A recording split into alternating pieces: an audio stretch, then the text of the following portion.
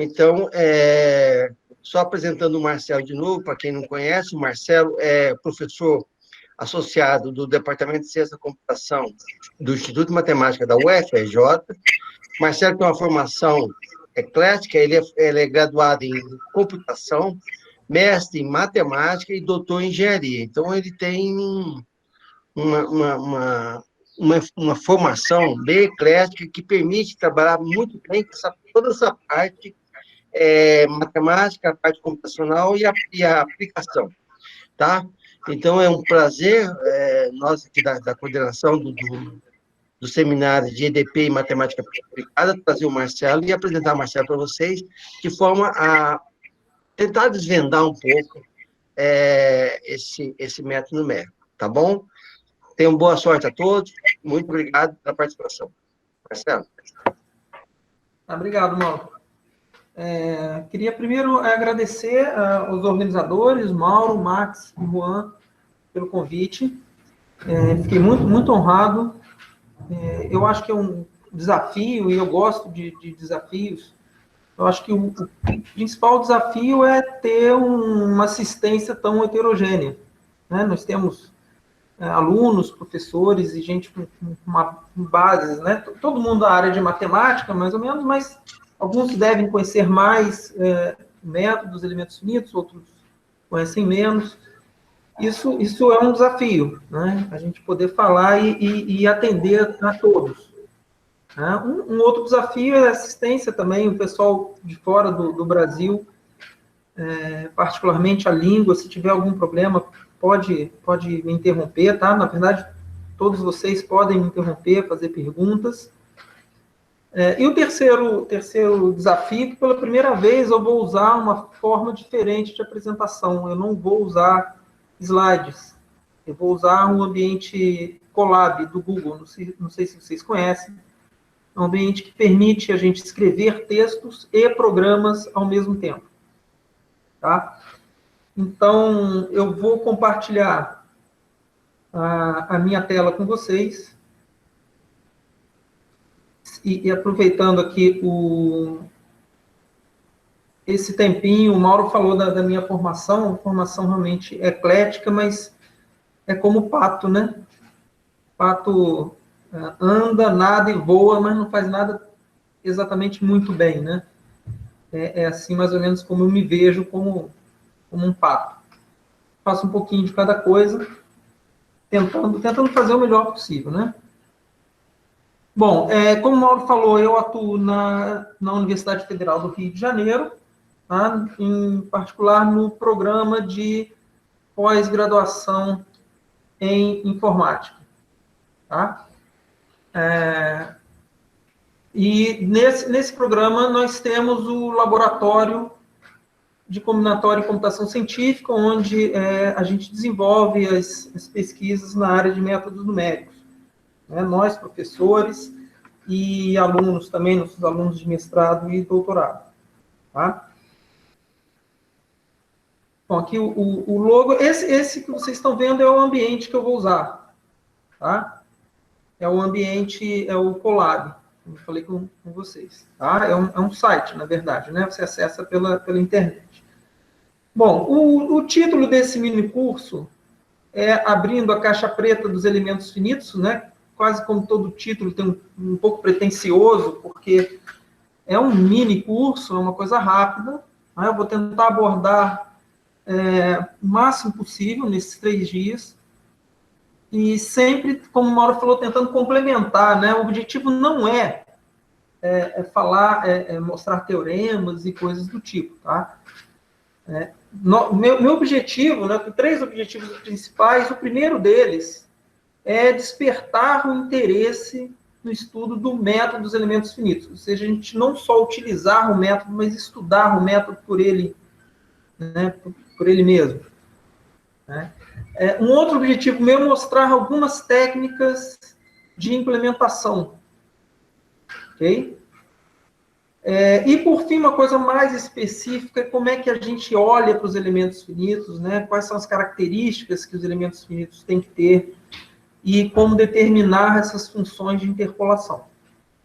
Tá? Esses são os objetivos principais desse mini curso. Bom, o que a gente não vai fazer? Tá? Acho importante a gente dizer. Eu vou mostrar algum código para vocês na linguagem Python, okay? Que é uma linguagem bem acessível para quem está começando a programar ou quer começar a programar, é recomendado até o Python, tá? Mas não é um curso de programação, ok? Não tem essa abordagem. Todo o código que eu fiz para mostrar para vocês é um código didático, né? Só para ilustrar as coisas que eu vou mostrar para vocês. Se vocês querem códigos mais robustos, né? O Pitágoras já fez o curso do FreeFEM, mas se vocês querem código, ter acesso ao código e alterar o código, eu sugiro pegar esse código que está no site do professor Mauro Rincon, que é um código que está em C, tá? Tem lá para o problema do calor, que é o que eu vou abordar, principalmente aqui. Então, eu recomendo, mas lá está em C, né? E o que eu vou falar aqui é Python, mas as coisas são muito, muito parecidas, né? Bom, o que a gente também não vai fazer? Demonstrações, estimativas de erro, coisas desse tipo. Não é o objetivo desse mini curso, tá? E muito menos esgotar o assunto elementos finitos. Tá? E aí já fica um convite, quem quiser participar das minhas aulas, eu costumo dar essa disciplina de elementos finitos no terceiro trimestre do nosso programa de pós-graduação, que por causa da pandemia vai começar em janeiro. Tá? Então, se alguém quiser participar como ouvinte, vai ser bem-vindo, vai ser tudo à distância, pelo Google Meet. Então, entre em contato e pode assistir. Lá eu começo desde o problema unidimensional, todas as formulação forte, fraca, equivalência e como implementar esses métodos. E aí a gente chega no final ao problema do bidimensional, o problema do calor. Tá? E sempre com uma abordagem de implementação. Ok? Bom, então, sabendo os objetivos, esse é o sumário que eu vou seguir. Tá? Então, primeiro, eu sei que muita gente conhece isso, né? Formulação forte, formulação fraca, formulação de Galerkin, mas a gente precisa uniformizar a nossa notação. Então, eu vou apresentar rapidamente a formulação matricial do problema do calor, bidimensional. Tá? Em seguida, a gente vai encarar a montagem do sistema linear, né, a montagem da matriz e do vetor do sistema, sob a ótica dos elementos finitos. Tá? Na verdade, fazendo pela ótica dos elementos finitos ou implementando o método de Galerkin, o sistema é o mesmo. Tá? O que muda no método dos elementos finitos é a forma como a gente encara o problema, a discretização. Tá? Então, é isso que eu vou mostrar para vocês. Tá? Então, a gente vai discretizar um domínio, a gente vai restringir o problema ao domínio do elemento finito. Tá? E, principalmente, hoje, estudar a relação entre as matrizes, que a gente chama de matrizes locais, e a matriz global, os vetores locais e o vetor global do sistema. Tá? E, por fim, a gente vai ver como, de fato, determinar essas matrizes locais. Vou mostrar para vocês um exemplo muito simples, tá? E não sei se a gente consegue terminar até o item 3 hoje, provavelmente não, sem problema, aí a gente vai continuar, eu vou falar depois como construir elementos finitos quadriláteros, tá? Com 4 nós, 8 nós, 9 nós. Vou abordar também algumas condições que os elementos finitos têm que ter para que a gente tenha convergência do método. Tá? Eu vou, com certeza, acho que hoje não dá tempo. Tá? E aí, tendo tempo, eu vou falar um pouco sobre elementos finitos triangulares. Eu quero muito poder falar sobre os elementos finitos triangulares, porque são esses elementos que o Free Frame considera. Né? Então, quem fez o curso com o Pitágoras sabe que a malha que o programa usa é uma malha de elementos triangulares. Tá? Então, eu vou me esforçar para a gente, né, ter tempo e a gente chegar na formulação desses elementos também. Tá bom? Pessoal, quando eu compartilho a minha tela, eu não enxergo a tela do Meet. Okay? Então, eu pediria que vocês, tendo alguma dúvida, alguma coisa, escrevam no...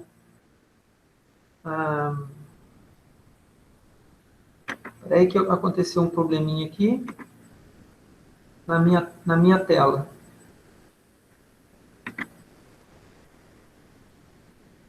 Aí, deixa eu organizar um pouquinho melhor aqui a minha tela. Eu vou tentar enxergar ao menos como é que chama o chat, caso alguém queira fazer alguma pergunta. Vocês estão vendo a minha tela, normalmente? Sim, Marcelo, estamos vendo, sim. Tá, ok. Deixa eu só me organizar aqui melhor. Não, ainda não consegui me organizar. Muita tela aberta, muita coisa aqui. Peraí. Pronto, agora eu vou conseguir.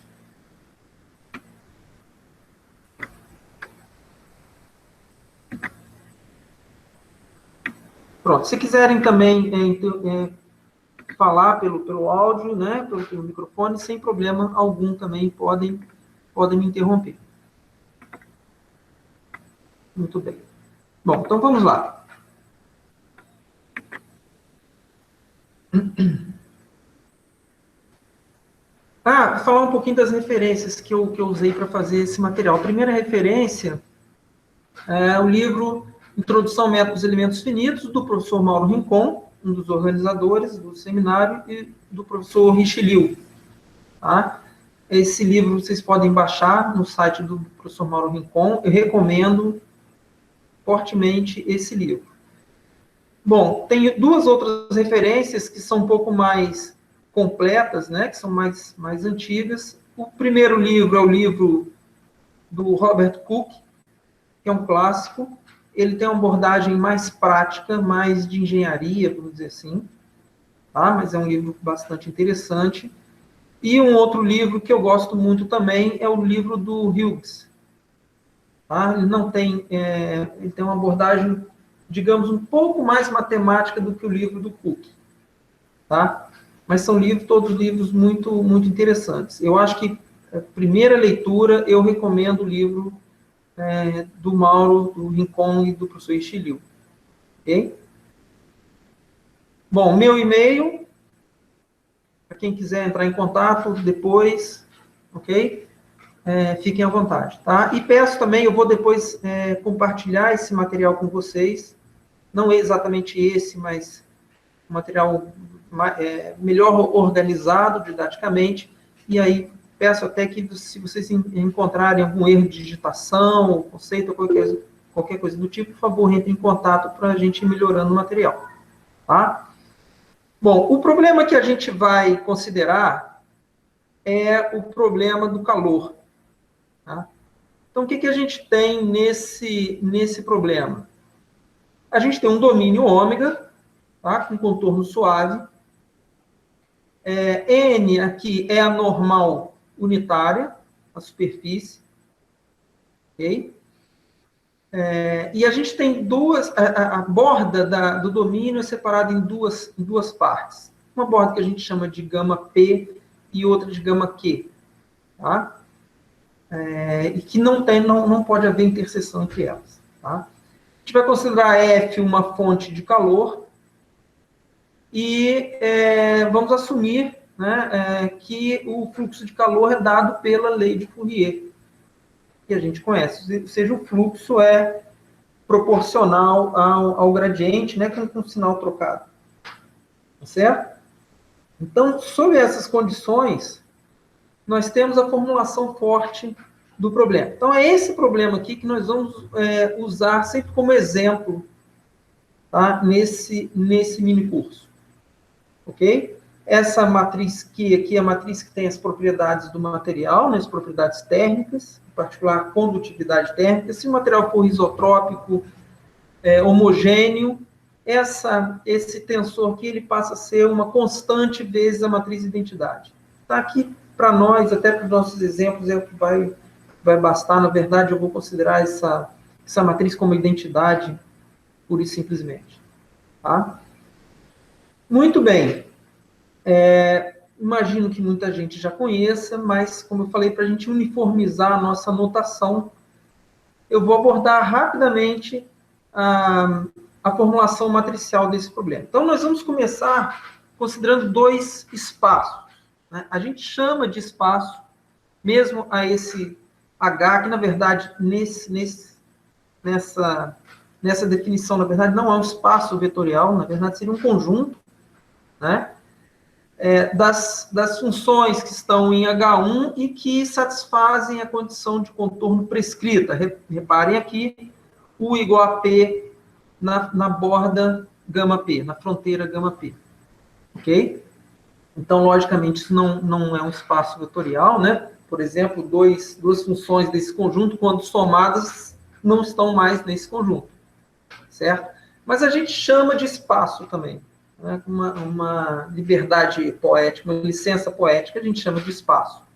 Tá? Mas V, sim, é um espaço, a gente chama de espaço das funções testes. Então, a gente vai buscar, né, estamos buscando uma solução que está em H, certo? E para a formulação fraca, nós vamos considerar esse espaço V, aqui que a gente chama de espaço das funções testes. Você repara que essas funções são iguais a zero na fronteira prescrita. Tá? Então, na nossa notação, gama P é a fronteira prescrita e gama Q é a fronteira onde está definido um fluxo de calor, ou seja, uma troca de calor do nosso domínio, né, do nosso material com o meio. Ok? Bom, então, para a gente chegar na formulação fraca, como a gente sempre faz, a gente multiplica a equação diferencial por V e integra em ômega. Tá? Aí a gente usa o teorema da divergência, aqui do lado esquerdo, tá? E chega nessa expressão aqui. Bom, aí a gente tem a definição do fluxo de calor, né? Que, então, a gente substitui esse Q que está na segunda integral pela definição da lei de Fourier, né? E rearranja aqui as integrais, tá certo? E aplica a condição de contorno. Repara que essa integral aqui, ela é em toda a borda, tá? Mas a gente sabe que V, essa função V está no espaço V maiúsculo, então essa função V é igual a zero na borda com temperatura prescrita, tá certo? Então essa integral aqui, ela passa a ser apenas na borda onde há o fluxo de calor, tá? Bom, e aí a gente chega, então, simplesmente multiplicando por V e integrando, a gente chega na formulação fraca do problema, tá? E aqui a gente usa as notações desses operadores. O operador A, então, ele deriva, né, ele calcula o gradiente dessas funções e multiplica pela matriz Q, que é a matriz que armazena as propriedades do material, certo? Esse operador, ele simplesmente é a integração do produto das duas funções, e esse aqui é a integração do produto das duas funções, mas restrita à borda gama Q, que é a borda onde há o fluxo. Tá? Bom, então a gente pode escrever a nossa formulação fraca com auxílio desses operadores aqui. Tá? Bom, esses operadores são bilineares, né, são contínuos, eles têm várias características que são importantes no estudo teórico do método, né?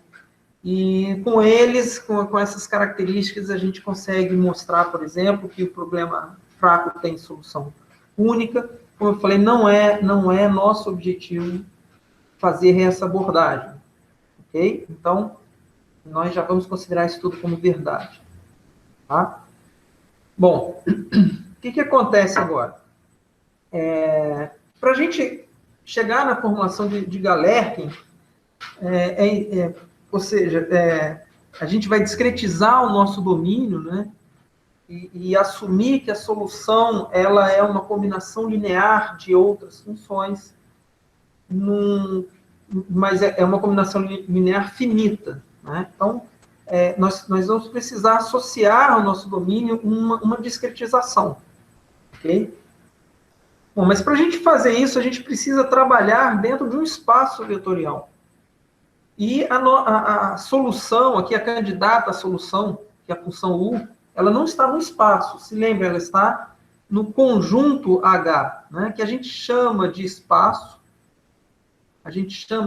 mas não é um espaço vetorial. Então, o que a gente faz? A gente faz uma mudança de variáveis para que a nossa nova variável pertença ao espaço, aí sim, um espaço vetorial, o espaço vetorial V. Tá? Então, a mudança de variáveis que a gente faz é chamar W igual a U menos P. P é a função justamente que prescreve a temperatura na borda, gama P. Né? Então, com essa mudança de variáveis, a gente obtém um outro problema. Tá? É fácil mostrar aqui que essa função W vai satisfazer a equação do calor, muito parecida, só que na borda prescrita, W vale zero. Tá? Então, é fácil mostrar que W, na verdade, pertence a V, tá certo? E aí a gente passa a ter, então, esse problema aqui para a gente resolver. Tá?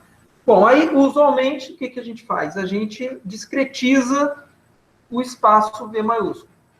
Tá? Então, a gente vai considerar um subespaço de dimensão finita desse espaço. Tá? Bom, se é um subespaço, faz todo sentido eu falar em funções da base do subespaço. Ok? Então, uma vez que eu tenha considerado o subespaço de dimensão finita, o nosso problema tem que ser reescrito, né, de acordo com esse espaço. Tá? Então, por isso esse índice H aqui em cima. Tá? Então, essas funções com índice superior, com esse sobrescrito H, são funções agora que estão no espaço de dimensão finita, tá? No subespaço de D. Ok? Bom, uma vez que eles estão no subespaço de dimensão finita, faz todo sentido a gente dizer, então, que a solução aproximada, WH, pode ser escrita como combinação linear das funções da base do espaço. Tá? E aí a gente substitui na expressão acima. Reparem que o operador A, ele é bilinear. Então, o operador aplicado à combinação linear é a combinação linear da aplicação dos operadores. Então, por isso a gente tira o somatório daqui de dentro do operador, né, e fica, então, o somatório de A em φJ. Aqui tem um erro de digitação, por mais que... não. Oh, tá ok, desculpa, tá ok. Não tem erro, não. Eu substituí WH, né? φJ, então, são as funções da base. Então, tem o operador A aplicado em φJ, VH, CJ. Tá? Muito bem. O que a gente faz agora? Repara que V, a função VH, aqui sim está faltando o sobrescrito H, VH pertence a esse subespaço de dimensão finita. Então, vamos fazer o seguinte, vamos considerar VH igual a φ1, depois igual a φ2, depois igual a φ3, e assim sucessivamente, né? E aí, o que a gente obtém? Toda vez que eu assumo que VH é uma dessas funções da base, a gente obtém uma equação. Então, estão aqui as equações, as M equações que a gente obtém. Tá? Bom, e aí a gente consegue, então, repare que a gente tem M equações, né, e nós temos M incógnitas. Por que nós temos M incógnitas? Porque estamos considerando a solução numérica como uma combinação linear das funções da base. As funções da base nós escolhemos. Quem que nós não conhecemos? Os coeficientes C da combinação linear. Né? E que justamente eles que aparecem aqui na nossa formulação, em cada uma dessas equações, dessas M equações. São M incógnitas, M equações, a gente obtém, então, um sistema linear. Tá? Então, nós vamos adotar a seguinte notação. Nós temos uma matriz K, em que cada elemento IJ é o resultado do operador A nas funções φi e φj.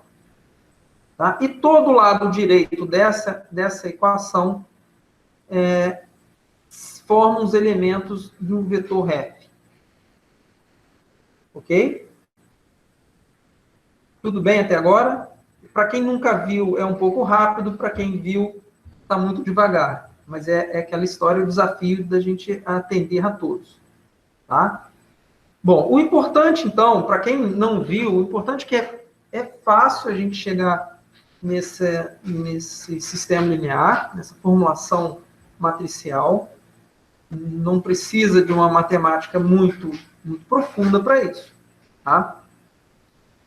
Bom, é muito fácil também a gente mostrar que a matriz desse sistema linear tem certas características, tá? E por causa dessas características, a gente garante que a solução do sistema linear é única. Então, repare, a gente saiu da formulação forte, escreve a formulação fraca, né, devido às características dos operadores, das funções envolvidas também, estamos considerando sempre funções F, uma função suave, suficientemente suave. Bom, em toda essa teoria que nos mostra que a formulação fraca tem solução única, a gente continua, né, faz a formulação de Galerkin, considera um subespaço de dimensão finita, chega no sistema linear. E uma questão de coerência, né, esse sistema linear também tem solução única. Tá? Então, essa matriz K, por exemplo, é simétrica, né, fácil ver isso. Esse operador A, ele na verdade, é uma integral. Então, eu posso trocar os índices aqui, que não altera o elemento. Tá? Então, KIJ igual a KJI, ela é simétrica, a gente pode mostrar que ela é positivo definida. Então, vai ter uma solução única. Ok? Bom, então, nós vamos... esse aqui é o sistema, pessoal, é o sistema que a gente chega na formulação de Galerkin. Tá? Então, por exemplo, no curso que eu dou de elementos finitos, o primeiro trabalho prático é implementar o método Galerkin. Dado um problema, chegar nessa matriz K e nesse vetor F. Tá? Logicamente, a gente fala também sobre as funções de interpolação, né? Mas é possível chegar facilmente nesse sistema linear. Tá? Só que não é uma abordagem muito prática. Né? Quando a gente está trabalhando com um problema único, né, vou dar só esse problema, tudo bem, até dá para fazer, mas se a gente quer ter uma ferramenta, como, por exemplo, o FreeFM, um pouco mais robusta, no sentido de que ela é capaz de resolver problemas diferentes, ela é capaz de resolver provavelmente o mesmo problema, mas com domínios diferentes, então, essa abordagem não é muito prática. Se muda muito o domínio, a gente tem que reescrever, a gente tem que considerar onde estão os nós, como é que foi feita a discretização. É por isso que a gente aborda, né, e por isso a importância do método dos elementos finitos. Tá? Por quê? Porque a ideia do método é a gente considerar, digamos, unidades básicas do domínio. Então, a gente tem o domínio H, que é essa forma aqui, desculpe, o domínio ômega, que é essa forma, ok? Então, nós discretizamos esse domínio. No caso aqui, eu vou abordar inicialmente os quadriláteros, tá? Então, estou discretizando por quadriláteros, né? E a filosofia do método dos elementos finitos é abordar, é atacar o problema nesses subdomínios. Cada quadrilátero é um subdomínio. Cada quadrilátero aqui é chamado de elemento finito. Tá? Então, essa é a filosofia do método dos elementos finitos. É montar o mesmo sistema linear da formulação de Galerch, só que olhando para cada um dos subdomínios. Então, esse é um dos meus objetivos, é mostrar para vocês como que isso é feito internamente nos programas de computador. Se vocês forem usar o FreeFrame, por exemplo, pelo menos entenderem, por isso o nome, né, abrindo a caixa preta, entender o que está sendo feito lá dentro. Mesmo que vocês não tenham interesse em trabalhar diretamente com isso, acho razoável, acho interessante, acho útil entender como é que a ferramenta funciona. E para quem quiser implementar também, bom, aí realmente precisa saber como é que as coisas funcionam. Ok? Tudo bem até agora? Alguma pergunta?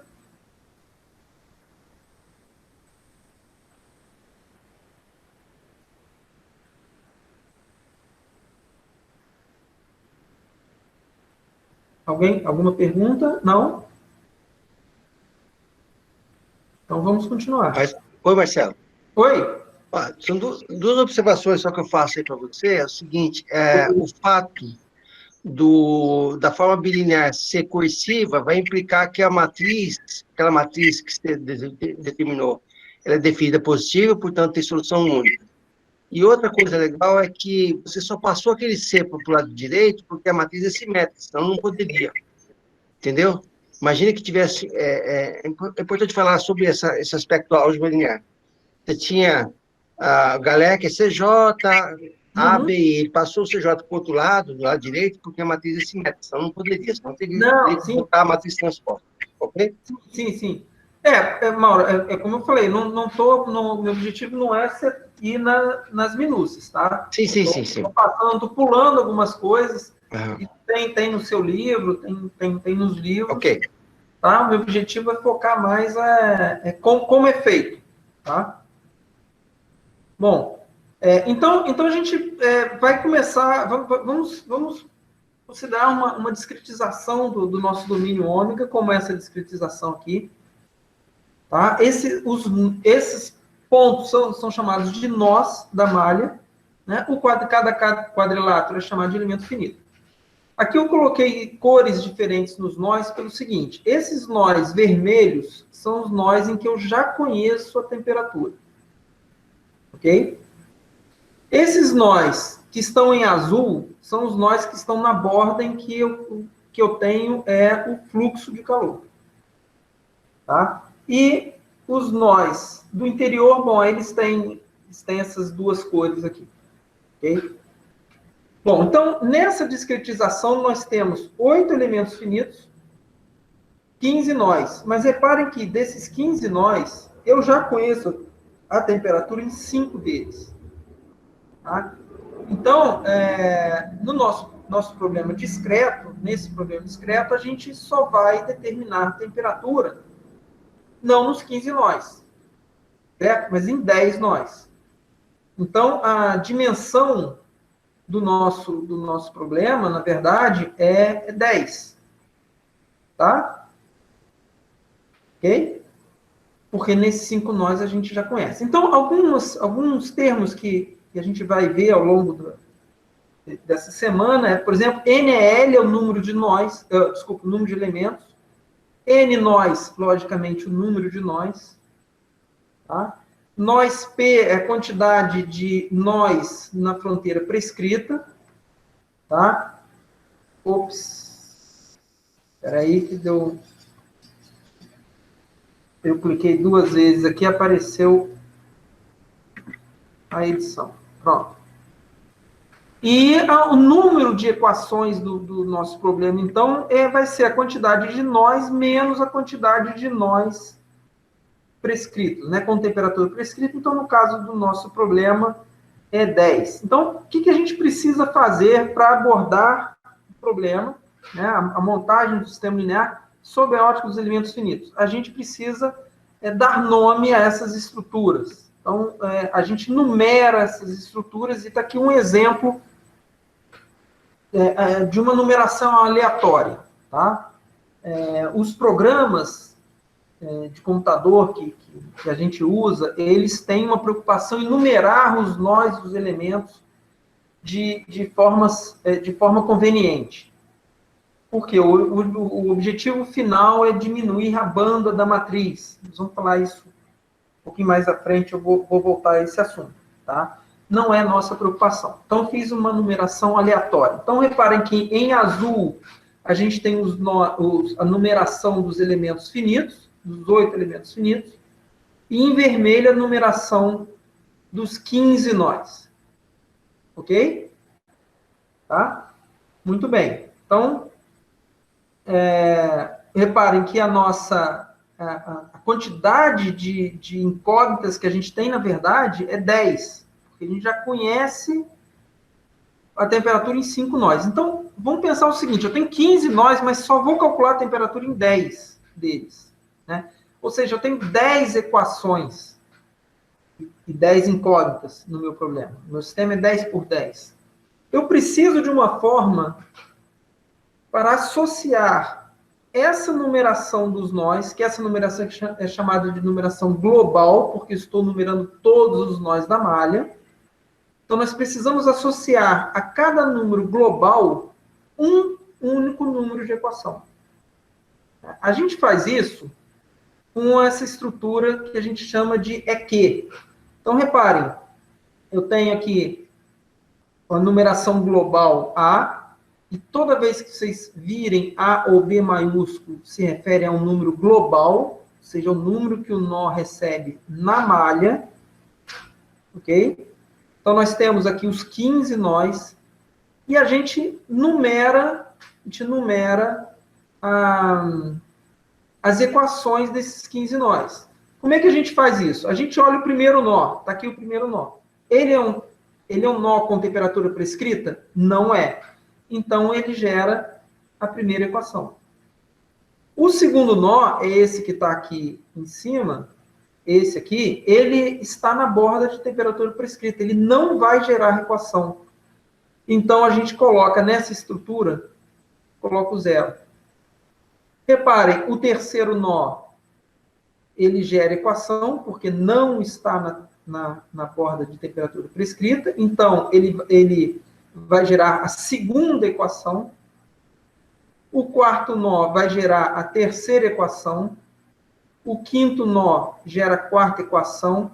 O sexto nó, que é esse aqui em cima, ele está na borda. Ele está na borda com temperatura prescrita, então ele não gera equação, então a gente coloca 0. Então, assim, a gente vai preenchendo essa estrutura. Repetindo, ela associa o número global do nó com a equação. Então, repara, nós temos 15 nós mais 10 equações. Os nós que estão na fronteira prescrita, eles recebem o valor 0. Tá? Então, toda vez que a gente quiser saber qual a equação está associada ao nó, basta a gente perguntar a essa estrutura. Né? Então, repara, eu dou a posição A, que é a numeração global do nó, e ele vai retornar, então, a equação do nó. Então, por exemplo, o oitavo nó, ele está associado à equação número 6. Ok? Tá? Essa é uma estrutura, é a primeira estrutura muito importante para a gente entender como abordar, segundo a ótica dos elementos finitos. Tá? Bom, então, aí a gente pode reescrever a nossa formulação matricial, nosso sistema linear. Nosso sistema linear antes, I e J iam de 1 até M. M era um M hipotético, né? Um M qualquer. Agora que a gente já está dando nome aos bois, a dimensão do sistema linear, na verdade, é N aqui, é o número de equações. Tá? Então, essa aqui é a mesma formulação matricial, só que agora já ajustada a essa nossa notação. Ok? Bom, qual outra característica do método dos elementos finitos? Como a gente está considerando apenas, olhando para o subdomínio, que a gente chama de elementos finitos, é interessante que as nossas funções de interpolação, que no método de Galerre, que, em princípio, poderiam ser quaisquer funções, né? Assim, quaisquer funções que eu quero dizer, no sentido que elas poderiam estar definidas em toda a borda, desculpe, em todo o domínio ômega. Agora não, a gente quer que as nossas funções sejam de suporte compacto. Então, elas sejam definidas em cada elemento finito e sejam zero fora do elemento finito. Ok? Então, uma característica que a gente pode, além desse suporte compacto da função de interpolação, é que, reparem, vou mostrar para vocês um elemento finito, tá? Qualquer, digamos, esse elemento finito número 5 aqui. Como eu tenho, olhando só para ele, se a gente se restringir a esse elemento número 5, nós temos 4 nós. Então, nesse domínio do elemento finito número 5, nós temos associados a ele 4 nós e 4 possíveis incógnitas. Nesse caso aqui, só 2, né, porque eu já tenho a temperatura aqui, mas, por exemplo, no elemento finito 3, nós temos 4 nós, nesse elemento finito, né, e temos associado a esse domínio 4 incógnitas. Então, uma característica que a gente impõe à função de interpolação vão ser 4, já que em cada elemento finito tem 4 nós. A gente considera essa restrição aqui. Tá?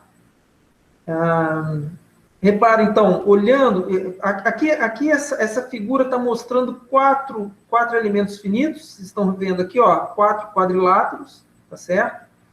Então, essa função de interpolação, né, quando a gente pensa em todo o domínio ômega, ela desculpa, é interessante que ela vale a 1, a função φ vale a 1 no nó I, e vale a 0 em todos os outros nós.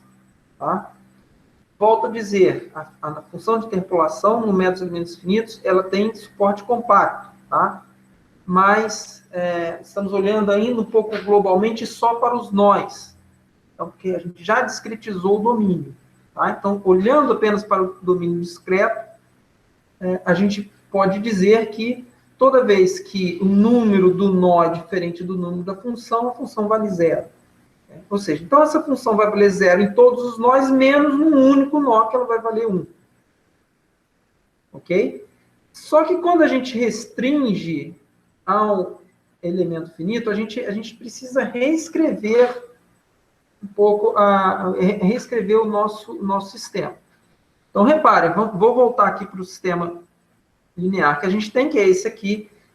Aqui a gente ainda está olhando para toda a malha de elementos finitos, ok? Então, repara aqui que I e J variando de 1 até o número de equações. Então, aqui é o meu sistema completo, tá? Mas agora a gente vai restringir a um elemento finito. Tá? Então, repara que o nosso elemento finito, que estamos considerando, tem 4 nós. Então, a cada elemento finito, nós teremos uma matriz K, que a gente chama de matriz local. Por isso, esse sobrescrito E aqui. Ok? Então, Associado ao elemento finito E, nós temos uma matriz local que agora tem dimensão 4 por 4. Por que 4 por 4? Porque são 4 nós, cada elemento finito. Tá? Então, estamos restringindo o nosso domínio a cada elemento finito. Ok? Bom, então o que acontece? Cada elemento finito vai contribuir com uma matriz local. Mas vamos encarar que o nosso sistema não é 4 por 4. Nosso sistema tem dimensão NEQ. No nosso exemplo aí, NEQ vale 10. Então, a gente precisa entender como é que acontece a contribuição de cada elemento finito no problema global. Tá? Então, repare, nós temos o sistema linear global, tá? Que a gente obtém com o método Galerch. A ótica do elemento finito do método é olhar para o subdomínio.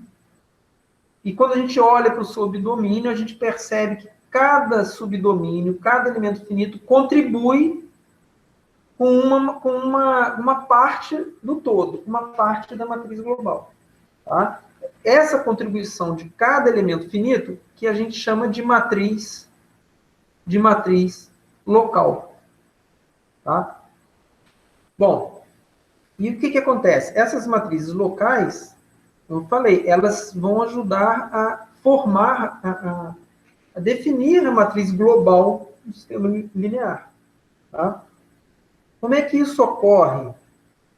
Isso ocorre que a gente chama que as matrizes locais, melhor dizendo, a matriz global, ela é montada por intermédio das matrizes locais. Então, por isso que eu escolhi esse símbolo aqui, que lembra o símbolo da união, mas também tem a soma aqui, eu tomei emprestado esse símbolo, só para deixar claro que nós temos que considerar NEL matrizes locais, no nosso exemplo, 8 matrizes locais, construir cada uma dessas matrizes e carregar cada uma dessas matrizes no sistema linear, ou seja, na matriz global. Então, essa é a simbologia que a gente faz. Esse carregamento se dá por meio de uma soma, mas não é uma soma como a gente conhece, não é uma soma de matrizes. Por quê? Porque a matriz local, ela tem 4 linhas e 4 colunas. A matriz global, não. A matriz global é muito maior. Né? Tem dimensão NEQ por NEQ. Número de equações, número de incógnitas. Ok? Então, por isso essa simbologia. Então, a gente precisa aprender como relacionar a matriz local com a matriz global. Tá? Pessoal, eu peço vocês muita atenção nessa parte. E qualquer dúvida, por favor, me interrompam, tá? Para a gente entender bem como é que acontece isso. Tá? Bom, então vamos lá. A gente tem uma matriz local qualquer aqui, associada ao elemento finito E. Como eu falei, é uma matriz 4 por 4. A nossa matriz global é NEQ por NEQ. No nosso exemplo, no exemplo da malha que eu dei ali, NEQ vale 10, é o número de equações, número de incógnitas. Né? Então, a gente tem que entender como é que esses valores da matriz local são distribuídos nessa matriz global. Né? O símbolo que eu estou usando para essa distribuição é esse símbolo de união com mais aqui dentro. Bom,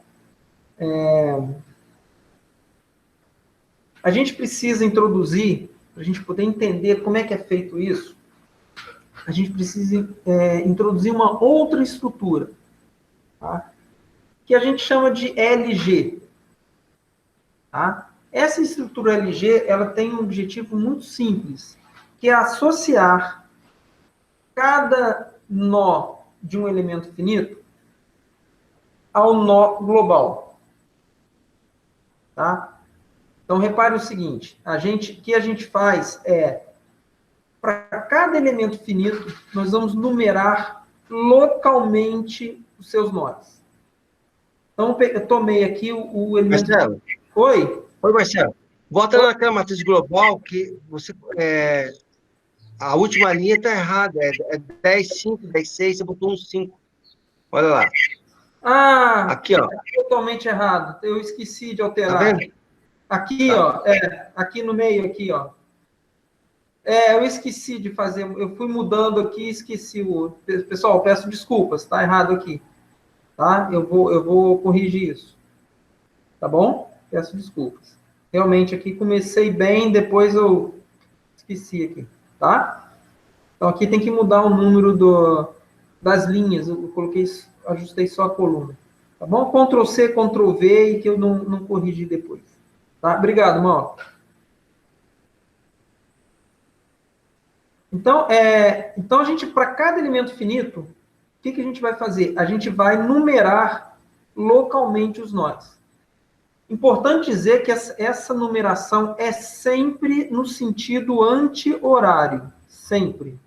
Então ela obedece à regra da mão direita, tá? Sempre no sentido anti-horário. Então, a gente escolhe um nó qualquer do elemento finito, no caso aqui o elemento finito número 5, eu escolhi esse nó como sendo o primeiro nó do elemento finito 5. Então, se ele é o primeiro, esse é o segundo, esse é o terceiro e esse é o quarto. Ok? Então, aqui no sentido anti-horário, tá? Então, se a gente voltar aqui para a nossa malha de elementos finitos, eu estou até achando estranho, porque eu tenho uma figura já toda numerada, localmente, eu não sei por que ela não está aparecendo aqui. Deve ter acontecido algum problema. Eu vou fazer o seguinte, eu vou abrir rapidamente a figura. Mas não tá aqui nesse computador. Peço desculpas. Então a gente vai fazer a numeração juntos de qualquer forma. Não tem problema. Então a ideia é a gente numerar localmente os nós de cada elemento finitos e preencher essa tabela. Então repara, aqui eu tenho a numeração local e aqui eu tenho o número dos elementos finitos. Então, repara que o elemento finito número 5, ele foi numerado da seguinte forma. Olha, vamos olhar aqui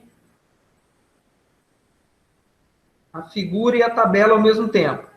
Qual foi a ordem que eu dei para os nós do elemento finito 5? Foi a ordem 6, 7, 8, 9. Então, a gente vai e preenche aqui. 6, 7, 8, 9. Tá? E a gente pode fazer isso com, por exemplo, se a gente, no elemento finito número 1, vamos escolher como primeiro nó o nó 2. Tá? Então, vamos ver lá na nossa malha, elemento finito número 1, o primeiro nó é o nó 2. Então, aqui, ó, elemento finito número 1, eu escolhi esse nó como sendo o primeiro. Então, na ordem, vai ser esse é o primeiro, o segundo, o terceiro e o quarto. Então, a numeração local desse elemento finito vai ser 2, 1, 3, 4. Então, a gente pega essa sequência, 2, 1, 3, 4, e preenche na coluna. Ah, tá aqui a figurinha. Eu sabia que ela estava aqui, ó. Aqui, a figurinha está aqui, ó. Aqui, ó. Numerei o primeiro elemento nessa ordem. 1, 2, 3, 4. Então, vem aqui na coluna e preenche na ordem da numeração global 2, 1, 3, 4. No segundo elemento, vamos pegar esse nó como sendo o primeiro. Então, primeiro, segundo, terceiro, quarto. Sentido anti-horário. Qual a numeração global desses nós? Espera aí. Elemento finito número 2, tá, eu acho que está um probleminha aqui.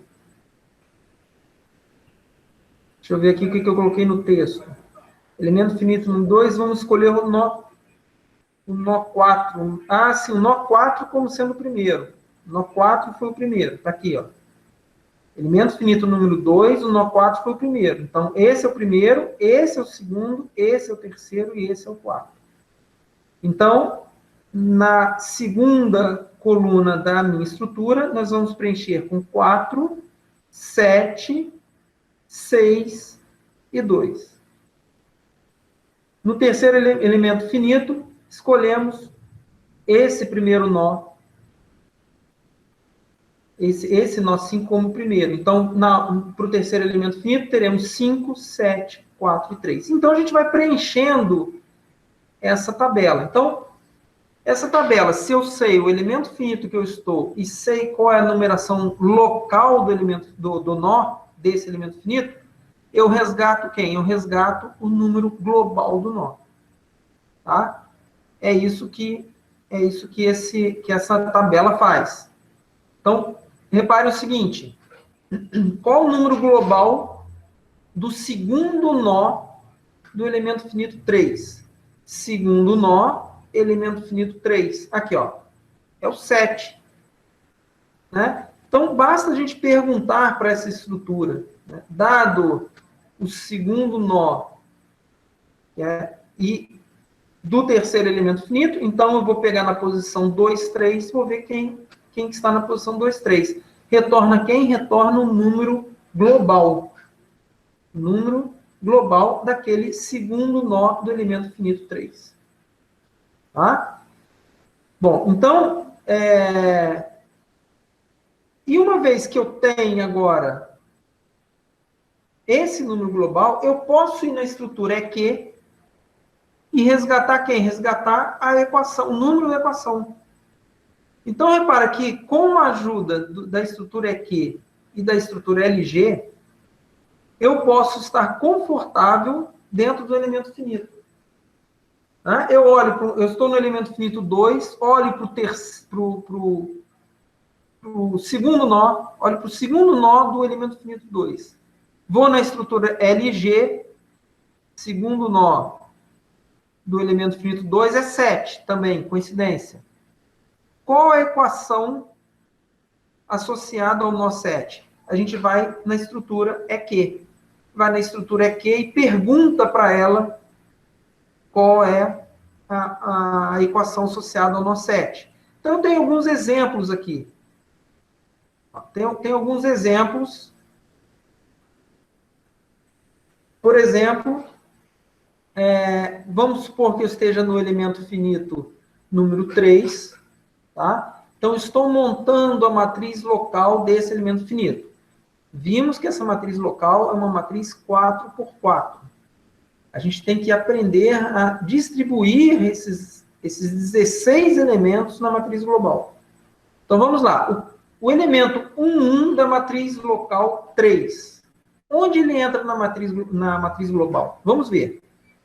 E vale 3. O primeiro índice que está aqui é 1. Então, A igual a 1. O segundo é B. Tá? Então, estou pegando... Vou pegar o primeiro nó do elemento 3. P também, primeiro nó do elemento 3. Quando a gente substitui em LG 1, 3, me retorna 5. 5 é a numeração global. E qual é a equação associada ao quinto nó? A equação 4. Isso significa que o elemento da primeira linha e primeira coluna da matriz local número 3 vai contribuir na matriz global na posição 4, 4. Vamos ver um outro exemplo. Ainda, elemento finito número 3. Tá? Então, eu estou olhando agora para o elemento na posição 1, 3 da matriz local. Posição 1, 3. Elemento 3. Então, a gente olha, pega esses dois valores aqui e vai na matriz LG. Olha, terceiro elemento, primeiro nó, é 5. 5. Nó global, 5. Mas a gente viu, o nó global não tem a ver diretamente com a equação, porque alguns nós já têm temperatura prescrita. Então, a gente tem que pegar esses 5 e jogar na estrutura EQ. Então, olha, quando a gente joga 1 e 3 na estrutura LG, ela retorna 5. Quando a gente joga 5 na estrutura EQ, retorna 4. Então, esse elemento, na posição 1, 3 da matriz local, vai contribuir na posição 4, 3 da matriz global. Por que a posição 3 aqui? Porque, desculpa, aconteceu, entrou no modo de edição, aí.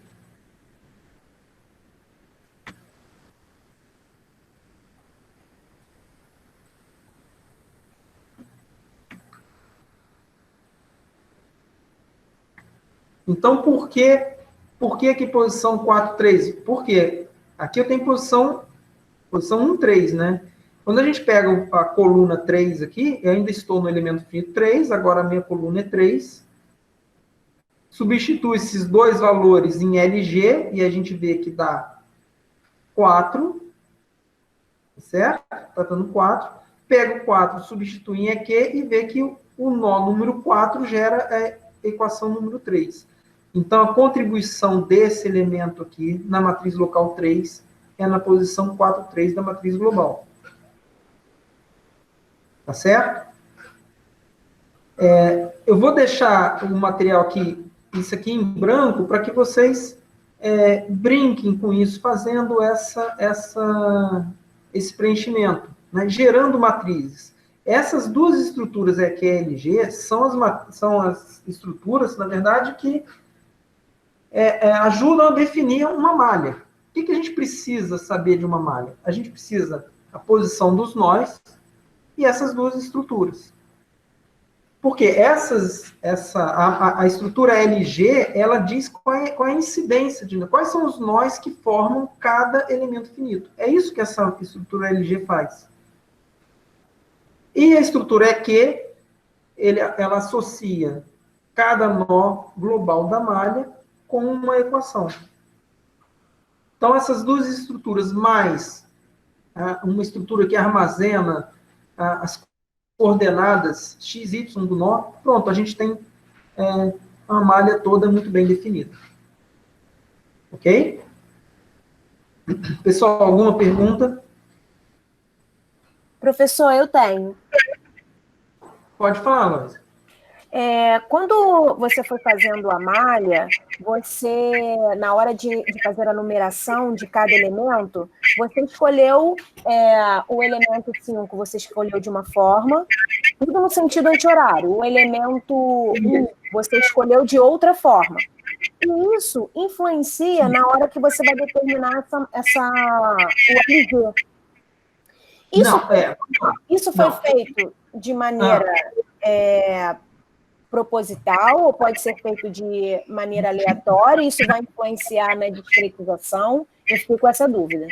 Tá, a pergunta é excelente. Tá? A única coisa que a gente tem que obedecer, tá, é a regra da mão direita. E o motivo, você poderia até ir contra o mundo inteiro e fazer a regra da mão esquerda, não tem problema. Tá? Só que aí o sinal do determinante jacobiano vai mudar. Então, para que a gente tenha o jacobiano positivo, que eu vou mostrar para vocês que vai aparecer, né, um jacobiano, mais para frente, é só uma questão de convenção para que ele tenha um sinal positivo no seu código, a gente faz a numeração no sentido anti-horário, ok? Isso você tem que seguir. Agora, a numeração, ela pode ser aleatória. É claro que você mudando a numeração, a estrutura aqui fica diferente, lógico. Ok? Você vai chegar também... onde mais influencia essa numeração? Influencia, eu vou mostrar agora em breve, na sua matriz global também. Influencia. A sua matriz global, ela, de modo geral, ela é esparsa. Tá? Ela tem muitos zeros. Tá certo? Por que ela tem muitos zeros? Vamos relembrar, a função de interpolação tem suporte compacto. Então, faz sentido a gente esperar muitos zeros na nossa matriz. Então, quando a gente muda a numeração da malha, a gente muda essa estrutura, tá? E muda a disposição dos elementos que não são zero na matriz global. Agora, muda o resultado? Não. Você chega num outro sistema linear, mas equivalente a qualquer outro que vai dar o mesmo resultado. Tá? Então, mudar a numeração, você tem duas numerações diferentes, você chega a dois sistemas lineares equivalentes, e ambos vão dar o mesmo resultado. Bom, pode ser numeração aleatória? Sim. Mas, como eu falei, existem técnicas para a gente numerar a malha, e aí com o objetivo de diminuir a banda da matriz. A matriz global vai ser esparsa. O que a gente tenta fazer numericamente é diminuir a banda.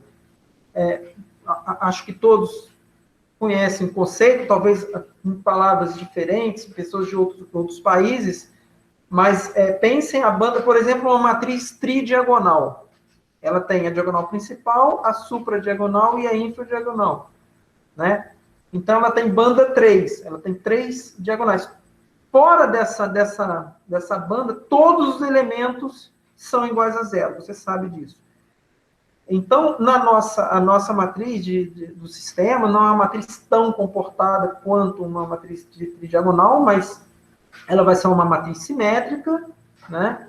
E ela vai ser esparsa. Então, a banda dela, você vai ter que contar todas as diagonais que têm números diferentes de zero, tanto acima quanto abaixo.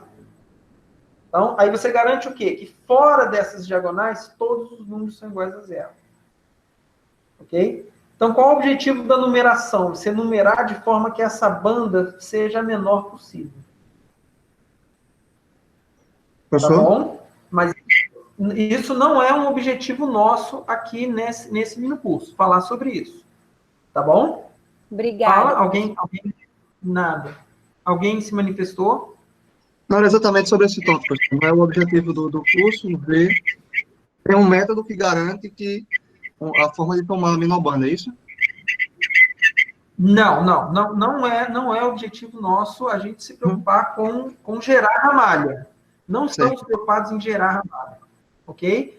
A gente sabe, eu posso até falar isso com vocês, se a malha for retangular, aí tem uma forma boa de você numerar os nós para garantir a menor banda. Mas numa malha como essa aqui, de um domínio qualquer, bom, aí você tem técnicas robustas, técnicas realmente, o pessoal estuda isso, estuda, né, geometria computacional para poder gerar essa malha e ser a mais econômica possível. Ok, obrigado. Professor, eu também tenho uma dúvida. Vamos, quem perguntou? Vânia. Vânia, oi, Vânia, diga. Quando a gente fez o curso com você, quando a gente trata do caso unidimensional, por que a gente não usa essas estruturas EQ e LG? Boa pergunta. E até por isso que eu não falo do problema unidimensional, porque ele é muito simples. No problema unidimensional, a gente tem... eu vou mudar aqui a minha apresentação, eu vou apresentar uma outra coisa aqui para a gente poder... para eu poder desenhar um pouco aqui. Vocês estão vendo minha tela? Sim. Sim. Estão vendo, né? Bom, vamos fingir que isso é uma reta, tá? É muito difícil desenhar numa mesa digitalizadora, para mim, pelo menos. Então, vamos lá, você tem um domínio de 0 a 1, no problema unidimensional, você fez uma discretização, tá? Usualmente, a gente numera da esquerda para a direita, né? Faz todo sentido. Vamos supor que eu já tenha temperatura nos extremos, tá? Então, esse aqui é o primeiro nó, o segundo, o terceiro, o quarto, quinto, o sexto e o sétimo. Tá? Nesse caso, né, relembrando aqui a condição que a gente impõe às funções de interpolação no método de elementos finitos. Né? Então, a minha φ4, vou desenhar ela aqui, ela vale 1 nesse nó e 0 em todos os outros.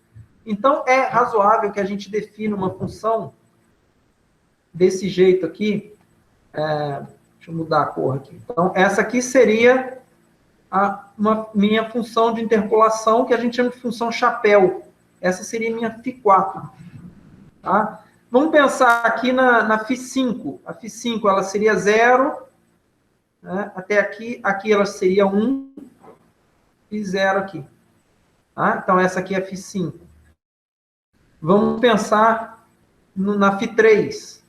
Ela é 0 aqui, vale 1 aqui e 0.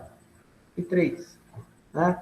Bom, aí a gente vê aqui, que a gente vê no nosso problema, né? A gente tem aqueles operadores.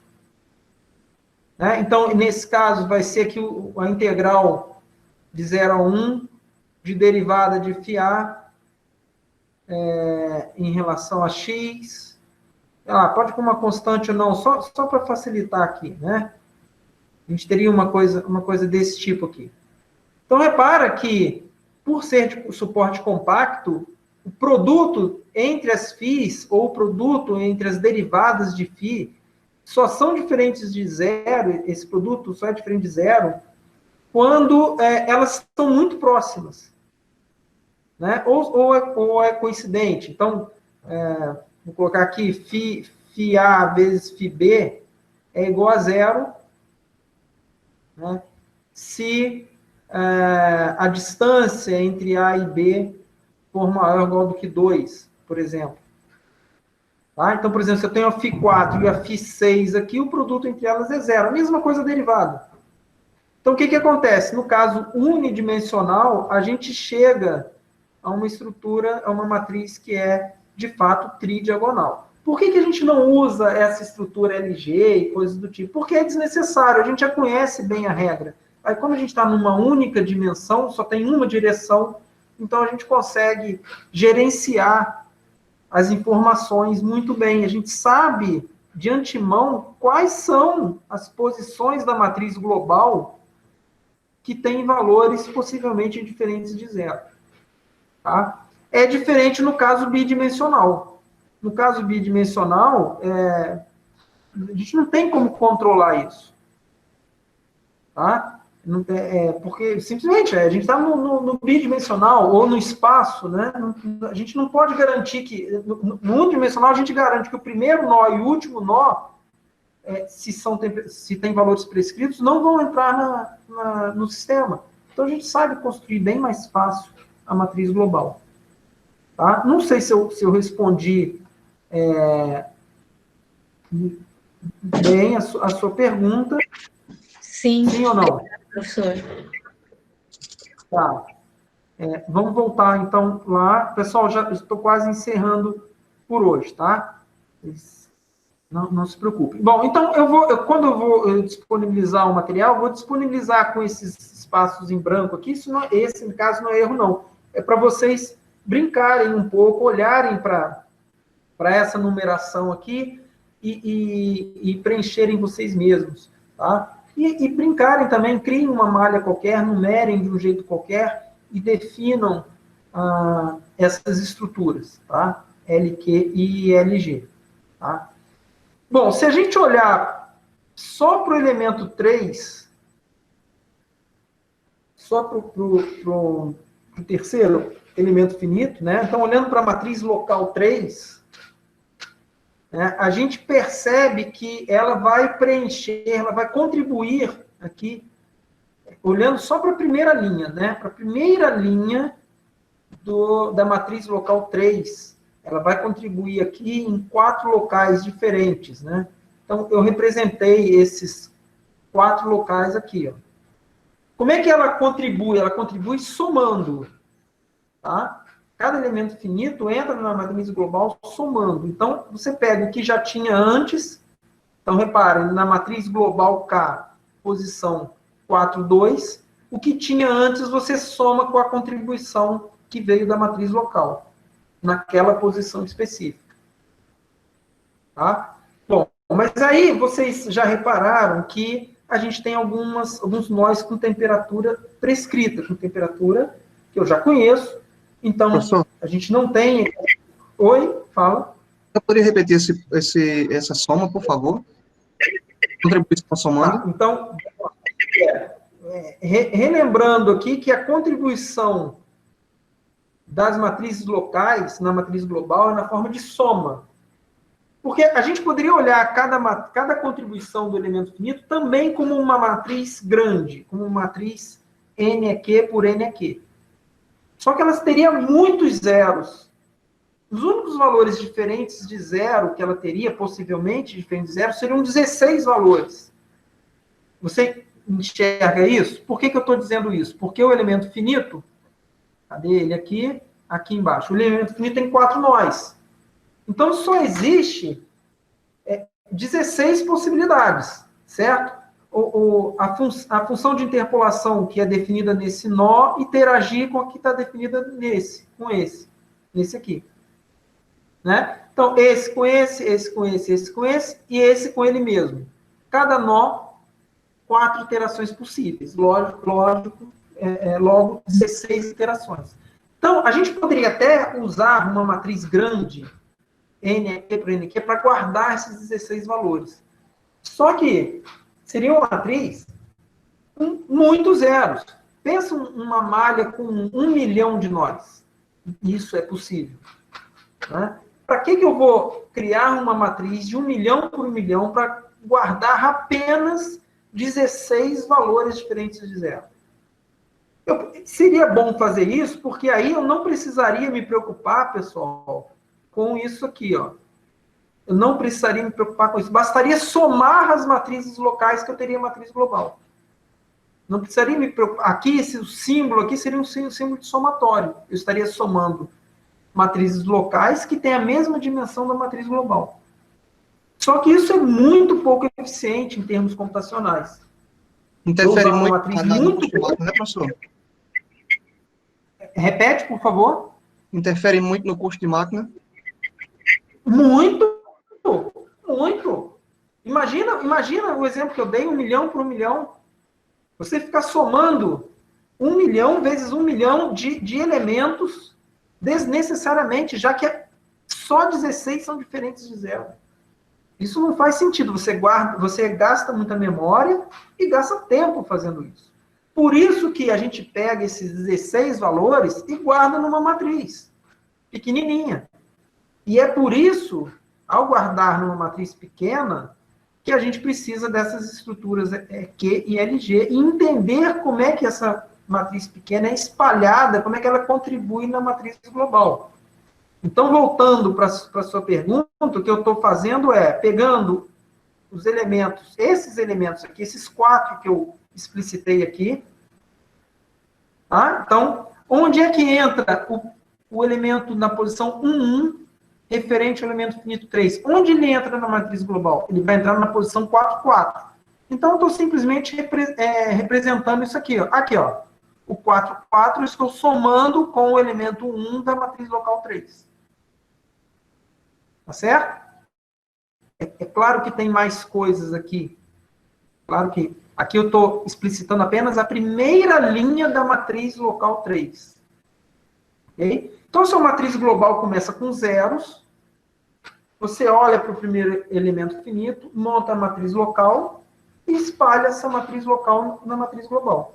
Vai para o segundo elemento finito, monta a matriz local e espalha esses valores, esses 16 valores na matriz global. Você vai fazendo isso para cada elemento finito.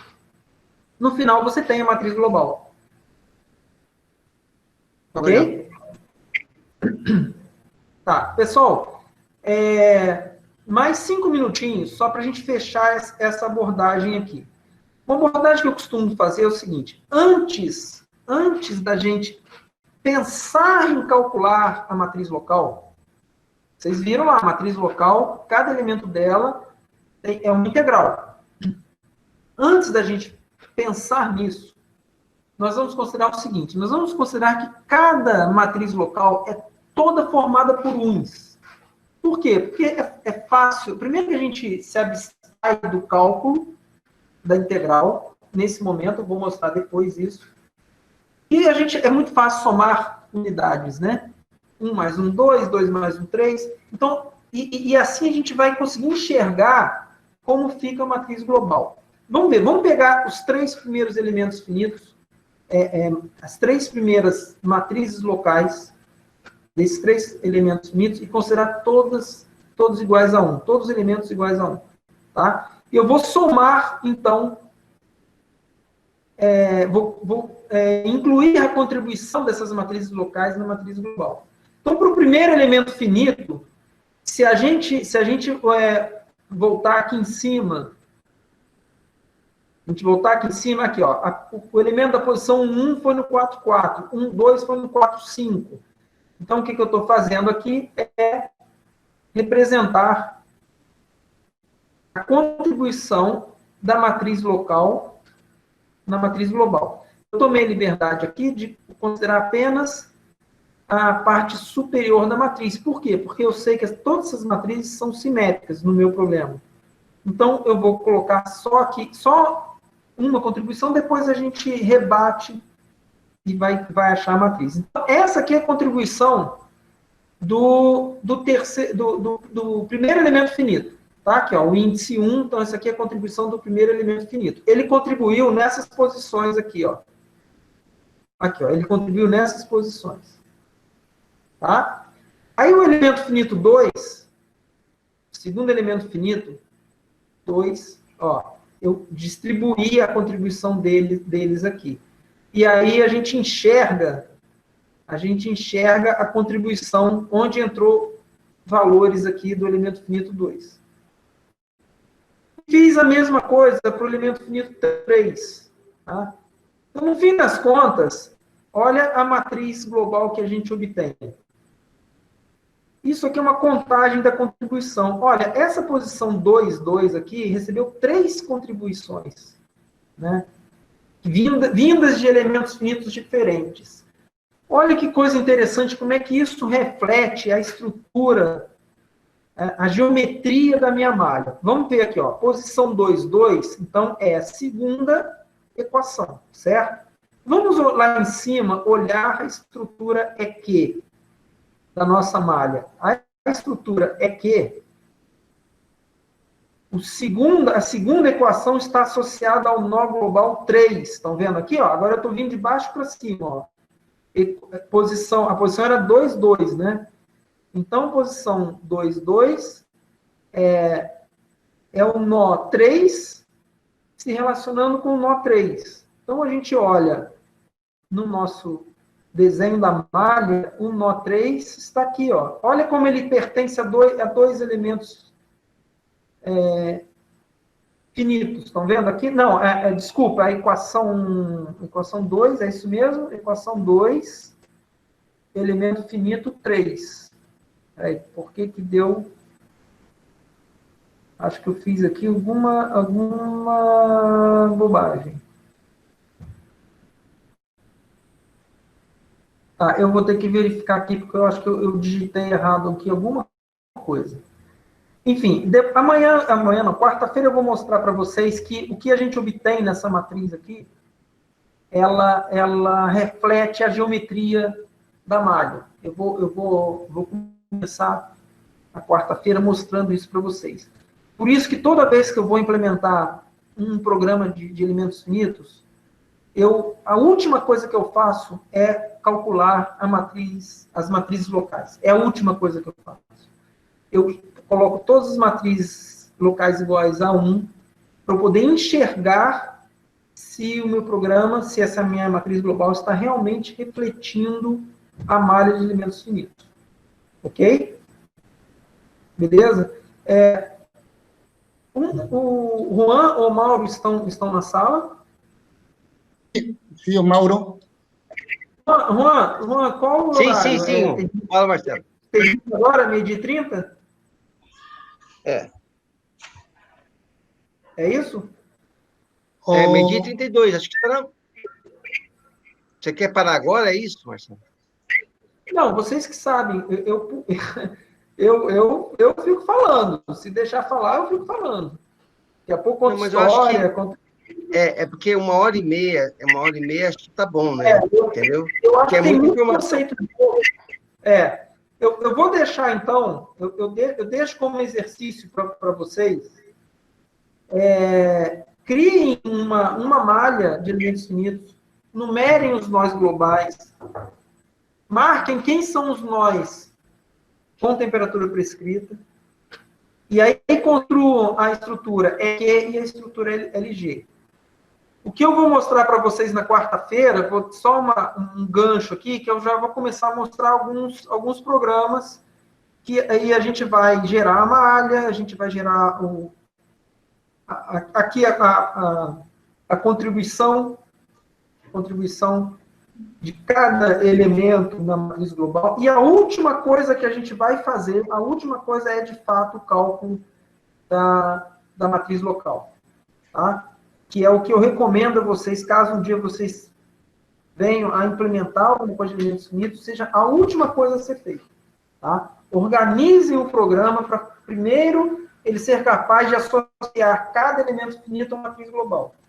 No fim, você coloca o cálculo, que é a integral, e aí tudo vai funcionar bem.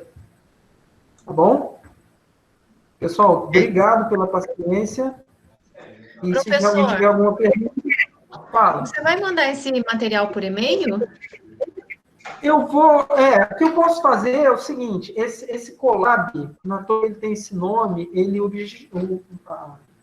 a ideia dele são as pessoas trabalharem conjuntamente, tá? Eu posso compartilhar o link, e aí, só que cada um que mexer no link, mexer no material, mexeu. Ele vai ficar salvo lá, o que foi alterado, tá? Mas vocês, aí pode ficar um pouco complicado, né? Se cada um se mexer ao mesmo tempo, pode dar algum... Mas aí o que eu recomendo? Vocês baixarem, vocês vão poder baixar esse material no computador de vocês, e depois abrir numa outra tela do próprio Colab. E aí fica um Colab só para vocês, com esse material, e aí vocês podem alterar, fazer o que vocês quiserem. Ok. Tudo bem? Ok. Tá bom, obrigada. Olha só. Bom, duas observações. Primeiro, que quem precisa de frequência, é só preencher o formulário que está aí, tá? A frequência do minicurso. E estamos avisando também que essa aula gravada vai estar disponível hoje, até a noite, ou amanhã. Então, essa gravação vai estar disponível para vocês, ok? Eu acho que já passamos da hora e agradeço. Na quarta-feira, o Marcelo volta. Eu não vou estar aqui, porque eu vou estar viajando, mas o Juan e o Max devem estar por aí, tá bom? Para apresentar para vocês a segunda parte do minicurso. Agradeço a todos pela participação. Tivemos 70 pessoas assistindo, é um número bastante razoável para assistir o minicurso, tá ok? Então, até quarta-feira, às 11 horas, para dar continuidade ao curso, ao minicurso, tá bom? Obrigado, pessoal.